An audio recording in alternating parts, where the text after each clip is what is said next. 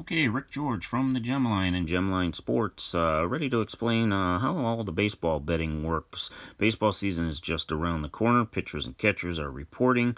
Some of you may like to bet baseball and don't know what all them numbers mean and seem intimidated. We're going to give you an easy crash course here, so when you go place a bet in the sports book or online, you'll know what you're doing. Even a few little pointers of what to stay away from. But let's get to it here. Once again, we are from Gemline Sports. Our website is up and going, little by little getting information up there. It is gemlinesports.com. We will have information up there. Free plays also up on our YouTube channel each day. But let's get to the baseball betting. Here's a typical line you may see in a game. We have Boston. The pitcher will be listed. Sale, the betting numbers are right there, 301 and 302. Cleveland, Kluber, they will list the pitcher. We'll get to listed pitchers in a few moments.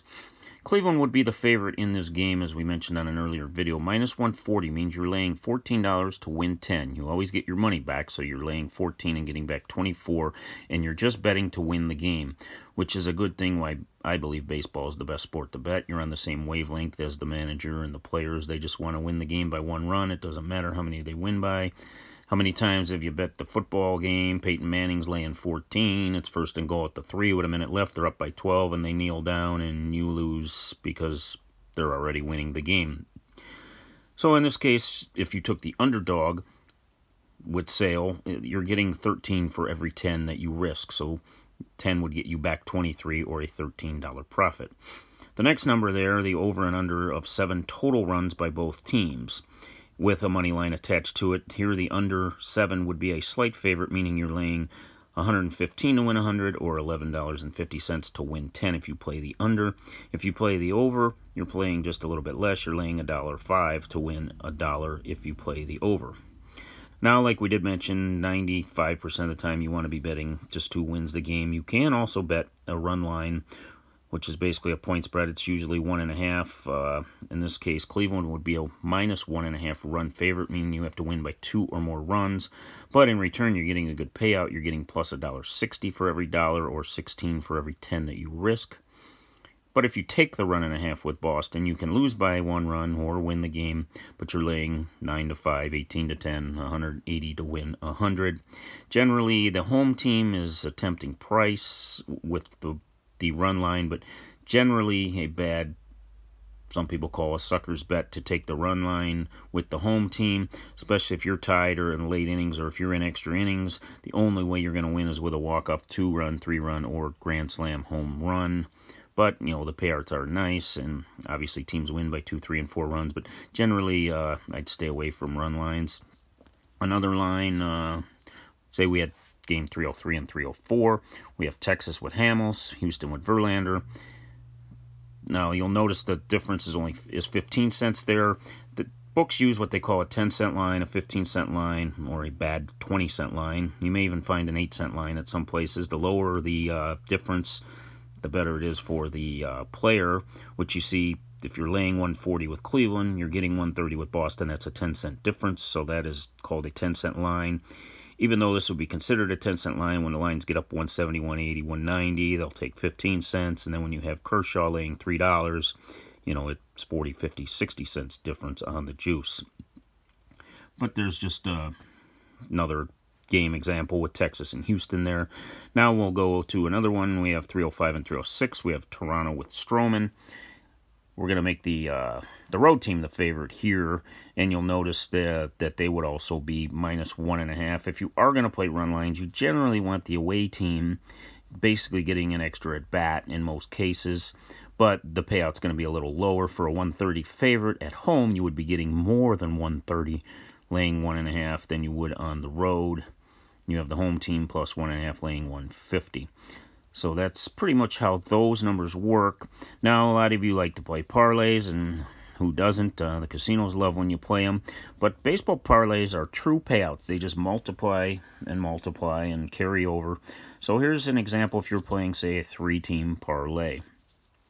You go in there, they're all to a decimal. I've already figured out a couple of them for you. Like a minus 110, you would do 10 divided by 11, which comes to 1.909. Or $10 is going to return you $19.09. Then you have a 180 say we were taking Houston with Verlander, more on that in a minute. 10 divided by 18 is $1.55. So if you were parlaying all three of these, you'd have a plus 130. So let's say we parlay, this is how we would call the parlay. We would play 305 over the total. That would be the Toronto game over the total, which is at minus 110. That is the first one we have listed there. And then we would say 304 listed pitchers. Now, all lines are made based on the pitcher in the in Major League Baseball. You can have action where you have action no matter who starts the game, but if there is a pitching change, the casino or sports book reserves the right to change the odds. You can list both pitchers, which means both pitchers have to throw the first pitch for each team, or you do not have action, or you can list one. You can list Sale versus Cleveland, or if Sale starts, it doesn't matter who starts for Cleveland. Then again, if Kluber doesn't start, they could update the price. But if Sale doesn't start, you would not have action. Now back to the parlay, then your last one would be, say, 301 listing Sale. So now you have a 3-team parlay of over in the Toronto-Minnesota game, over 8 runs. That would be at minus 110, which would return you $19.09. Now your next play is going to be 304. You're going to be playing Verlander. Your $19.09 rolls over to the minus 180 at $1.55 return. So your $19.09 now returns you $29.68. Now that $29.68 goes to Sale at plus 130, which is $2.30 back. So it would be $29.68 times 2.3, which will return you $68.28. That is a true payout. So your $10 bet would return you $68.28 if you win all 3 of those plays, which would be a $58.28 profit. If you tie a game, say that total lands exactly on 8 runs, your parlay would go down to a 2-team parlay, and it would be a little bit less. Obviously, it would just multiply the 2 teams. Once again, make sure you subscribe to our site and check out our website, which we've just got going. We give out free plays on there. Our premium plays, it's all pay after you win. It's www.gemlinesports.com. And hope you go to the window with confidence and at least know how the numbers work if you're going to bet baseball this upcoming season. Thank you and good luck.